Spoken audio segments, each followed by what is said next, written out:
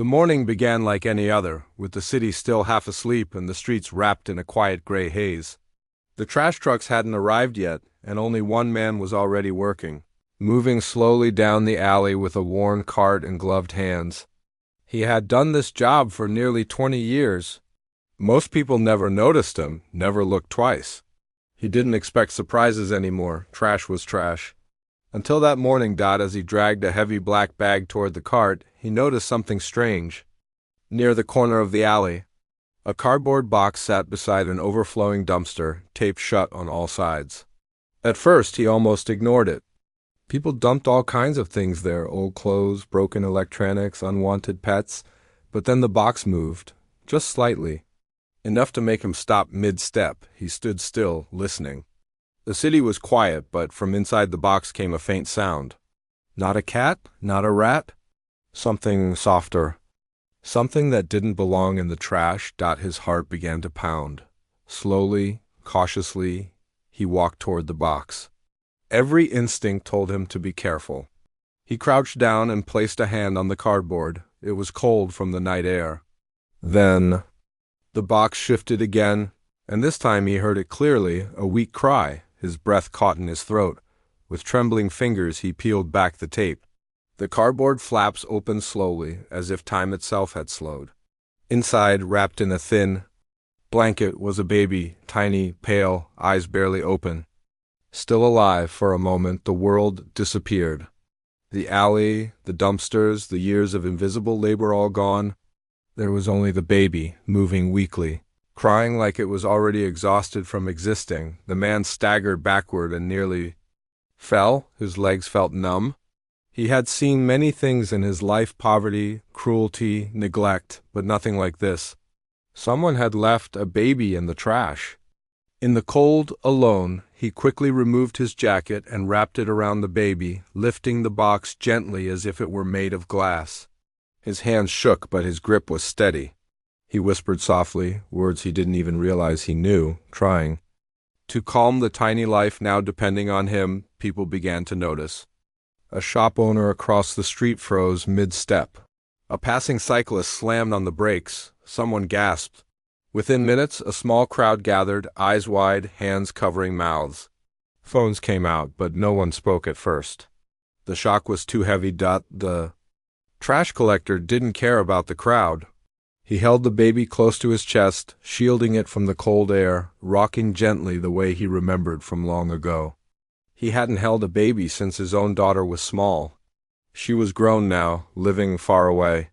He hadn't seen her in years. Someone finally broke the silence and called emergency services. Another person offered a blanket. Another began to cry. Openly. The alley that usually smelled of waste now felt sacred, like something life-changing had happened there. When the ambulance arrived, paramedics rushed forward, carefully taking the baby from his arms. For a brief second, the man hesitated, his hands lingering as if letting go would somehow undo everything. The baby whimpered softly, and he felt something deep inside his chest crack open. The paramedic looked at him and said, "You saved this child." He shook his head slowly, still stunned. "I just found him," he whispered. But the city didn't see it that way. Within hours, the story spread. A trash collector, a baby in a box. Abandoned, alive, saved at the last possible moment. News crews arrived, cameras flashed. Reporters asked questions he didn't know how to answer. He kept repeating the same thing, that he was just doing his job, but people started looking at him differently. Not like someone invisible, not like background noise. Like a man who mattered. At the hospital, doctors worked quickly. The baby was dehydrated but stable, no serious injuries. Too young to speak. Too small to understand how close he'd come to being gone forever. Nurses whispered about miracles. Police began their investigation, searching for answers that felt impossible to accept. Meanwhile, the trash collector sat alone on a plastic chair in the hospital hallway, his gloves still on, his jacket gone, his hands clasped tightly together. He didn't know why he stayed. He just knew he couldn't leave yet. A nurse eventually approached him and asked gently if he wanted to see the baby again. His eyes filled instantly. He nodded, unable to speak. Inside the room, the baby slept peacefully, tubes attached, wrapped in clean white blankets. The beeping machines filled the silence. The man stepped closer, carefully, like he was afraid he might break the moment. He looked down at the tiny face and felt something unfamiliar but powerful responsibility. That was when the hook truly set. Not just for him, but for everyone who would later hear this story.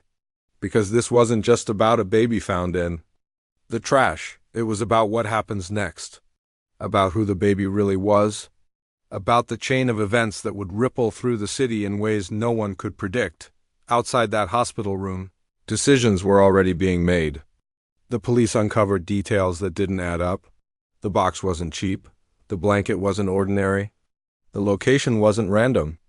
And someone somewhere was watching the news very closely, realizing their secret might not stay buried. As the trash collector stood there, staring at the sleeping child, he had no idea that his simple act of stopping, of listening, of caring, was about to change not only his life, but the fate of an entire city. And this was only the beginning. The detective led him into a small consultation room, away from the noise of the ward. The door closed softly, but the silence inside felt heavy. The detective didn't sit right away. He studied the man for a moment, as if deciding how much truth could be given at once. Then he spoke slowly, choosing each word with care. He said the baby was not just abandoned. The baby had been taken from a private clinic that catered to families powerful enough to keep secrets buried. He explained that the birthmark the doctor mentioned matched a description reported only hours earlier by a family that owned companies, politicians, and silence. The kind of family that didn't make mistakes lightly. The trash collector felt his chest tighten. He asked the only question that mattered to him. Was the baby in danger now? The detective didn't answer immediately. He said that, as long as the baby stayed in the hospital under police protection, he was safe. But he also admitted that pressure was already building. Lawyers had started calling, requests were being made quietly. Not to find the truth, but to control it. Outside the room, 2 officers were posted at the nursery entrance. Inside, the baby slept peacefully, unaware of the storm forming around him. Later that day, the wealthy family's representatives arrived. They didn't come loudly. No cameras, no announcements. Just polished shoes, calm smiles, and documents neatly arranged in leather folders. They spoke to hospital administration first, then to the police, insisting on privacy, insisting on family rights. They claimed the baby had been kidnapped by a former employee of the clinic, a woman who had disappeared the same night the child vanished. They said she was unstable, desperate, dangerous. Their story was smooth. Too smooth. The trash collector watched from a distance as the group moved through the hallway. He felt small again, like the world was sliding back into its usual order where people like him were expected to step aside. But something inside him refused to let go this time. When the social worker returned, he asked her what would happen to the baby. She said the law would decide. He asked if the baby would be given back to the family. She hesitated. That hesitation said more than words ever could that evening. As rain began tapping against the windows, a nurse brought him something unexpected. A small piece of folded paper. She said it had been found inside the baby's blanket during a routine change. It wasn't there before. At least, no one had noticed it. Inside was a short message written in hurried handwriting. It didn't explain much, but what it did say was chilling. It said the baby was not safe with his family. It said if anyone kind found him, they should protect him at all costs. At the bottom was a name. Not the baby's, a woman's. The name matched the woman the family claimed had kidnapped the child. The detective read the note twice. His expression hardened. He said quietly that this changed things. He ordered the note sealed as evidence and increased security immediately. For the first time since the case began, doubt crept visibly into the investigation. Late that night, the trash collector was finally persuaded to go home. He walked through empty streets, rain soaking his jacket, his thoughts racing. He kept replaying the moment he opened the box, the fear, the relief, the tiny movement. He realized that if he had been 5 minutes later, none of this would matter. The baby wouldn't be alive. At home, he couldn't sleep. Every time he closed his eyes, he saw flashing cameras and suited men trying to take the baby away. Just before dawn, his phone rang. It was an unknown number. He almost didn't answer. The voice on the other end was a woman's. Soft, controlled. She said she knew he was the one who found the baby. She said she wanted to thank him personally. She asked to meet. He said no. The line went quiet for a moment. Then her tone changed. She said he didn't understand what he was involving himself in. She said the baby belonged to people who could make life very difficult. Then she hung up. He sat there shaking, phone still in his hand, realizing that the story was no longer just about a child. It was about power. The next morning, protests began outside the hospital. Some demanded the baby be returned to his rightful family. Others demanded justice for the mother who was being blamed. The city was divided, and no one truly knew the facts yet. Inside, the baby's condition improved daily. Nurses grew attached. One of them admitted quietly that the baby calmed instantly whenever the trash collector was nearby. No one could explain why. He would simply stand near the crib, and the crying would stop.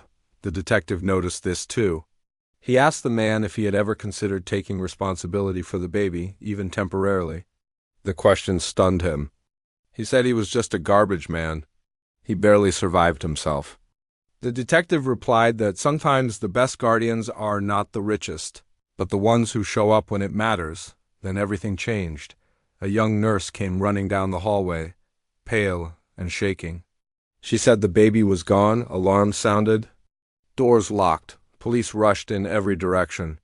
Security footage was pulled instantly. The wealthy family's representatives were nowhere to be found. One guard was unconscious. Another had been reassigned by a forged order. The trash collector felt the world tilt beneath his feet. He ran to the nursery, staring at the empty crib. His heart pounded so loudly he could barely hear the detective shouting orders. Then the footage played. A woman in a nurse's uniform entered calmly, lifted the baby gently, and left through a side corridor. Just before the camera cut out, her face turned slightly toward the lens. It was the same woman from the footage the first night, the one who had tried to see the baby. The one the family claimed was dangerous, but this time she looked terrified. The detective stared at the screen, realization dawning slowly. He whispered that this was not a kidnapping. This was a rescue, and somewhere in the city, as sirens began to echo, the truth was finally breaking free from the lies that had held it. Hostage. The trash collector stood frozen, knowing one thing with absolute certainty: this story was far from over. By the afternoon, the hospital corridor was crowded with people who had no real reason to be there except curiosity and concern. News channels replayed the footage again and again, showing the alley, the cardboard box, and the quiet man who had found the baby. His face was blurred on television, but those who worked the streets knew exactly who he was. For the first time in his life, his phone wouldn't stop ringing. Police officers came in pairs, asking careful questions. What time did he find the box? Had he seen anyone nearby? Did he recognize the blanket or the tape used to seal it? He answered everything honestly, his voice low, still shaken. He had noticed nothing unusual. Just another morning. Just another alley. Until it wasn't. What unsettled the officers most was what they found inside the box after examining it more closely. Tucked beneath the blanket was a small envelope, sealed tightly. No name on the front. Inside, there was no letter. Only a hospital wristband folded neatly, bearing a date and a code. The baby hadn't been born at home. Someone had planned this. When the code was traced, it led to a private maternity clinic on the other side of the city, one known for discretion and wealthy clients.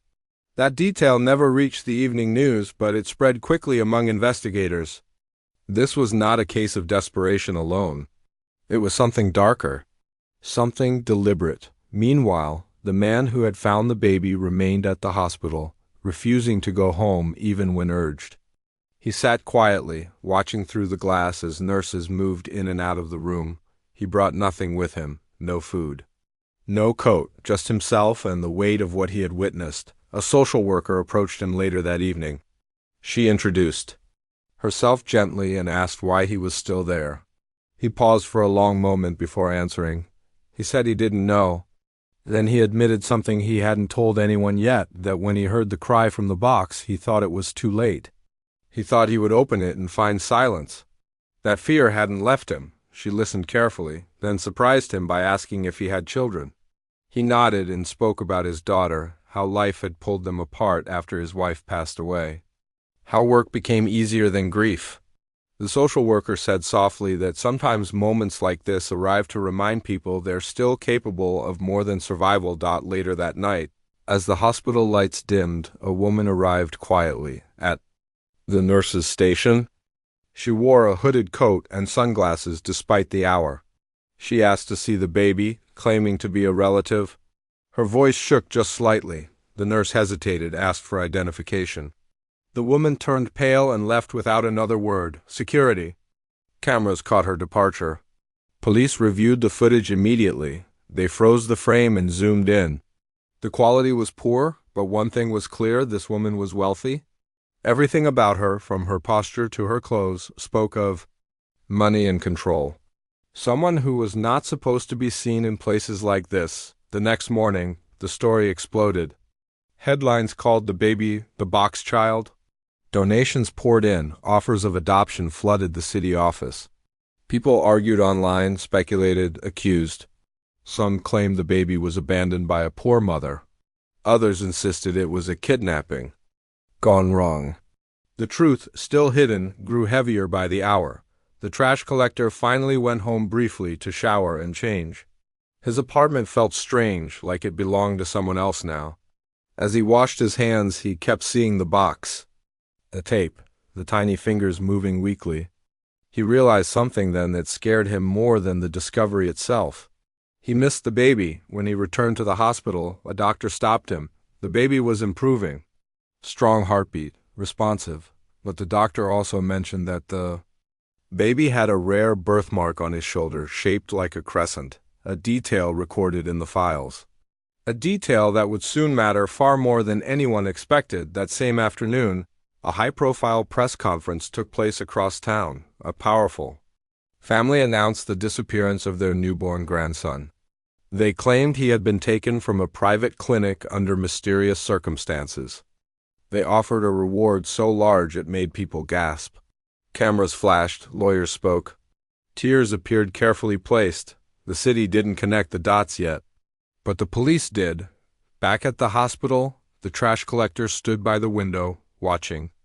Traffic crawled past, unaware that forces far beyond his world were now colliding because of one cardboard box.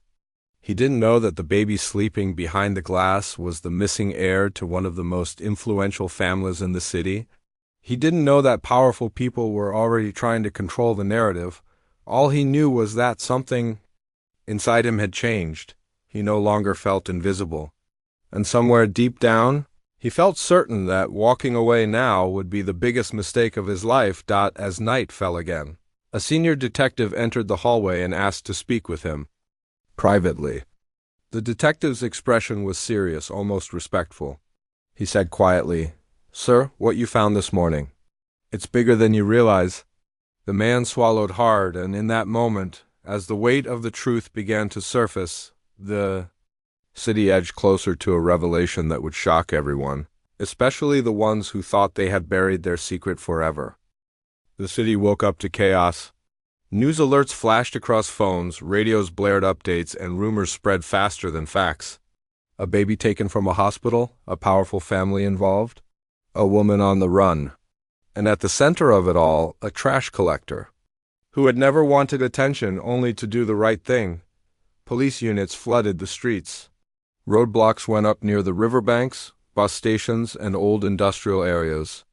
The detective stayed close to the trash collector, not because protocol demanded it, but because instinct told him this man was now a key piece of the truth. The footage was analyzed frame by frame. The woman's movements were careful, gentle, nothing like a criminal in panic. She held the baby with the kind of protection that only comes from love. That alone contradicted everything the wealthy family had claimed. Then another discovery changed everything again. One of the nurses quietly admitted that the woman had been visiting the hospital late at night for weeks, always asking about newborns transferred from private clinics. She never caused trouble. She always cried when she thought no one was watching. And once she had whispered to a nurse, "They'll kill him if they find him." That nurse had been too afraid to report it. The detective reopened the case completely. Warrants were issued. The private clinic's records were seized. What they found inside was enough to shake the city's elite. Missing files, altered birth certificates, babies declared stillborn who were very much alive. Babies sold, traded, hidden. The baby from the box was one of them. The truth finally surfaced when the woman turned herself in. She walked into a police station just before midnight, exhausted, soaked from the rain, the baby wrapped tightly against her chest. She didn't run. She didn't resist. She simply said one sentence, "I'm his mother, and I was trying to save him." Her story unraveled years of lies. She had worked as a surrogate for the billionaire family, promised protection and medical care. But when she gave birth, she overheard doctors discussing complications, inheritance disputes, and a decision that no mother should ever hear. The baby was inconvenient.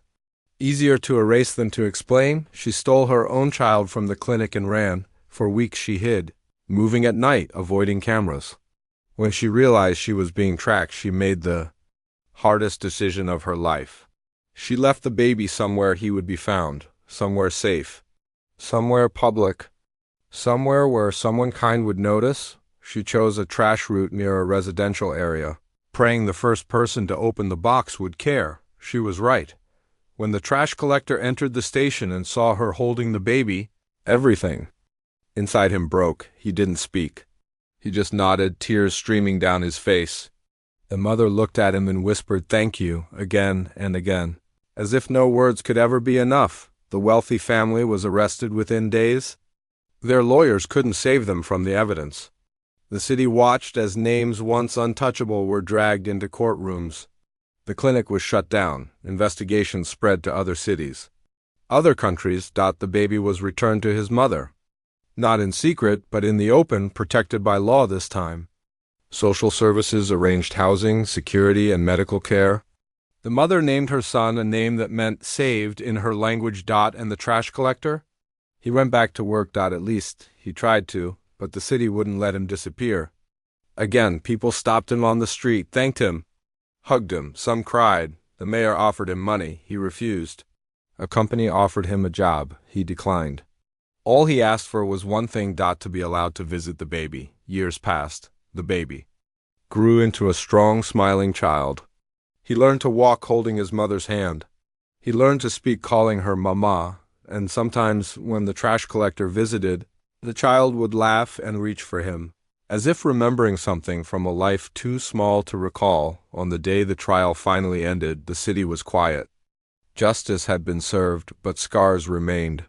The trash collector stood at the edge of the courthouse, watching people file out. He felt lighter than he had in years. He had not planned to change the city. He had only planned to do his job. But sometimes the smallest acts of humanity collide with the biggest secrets.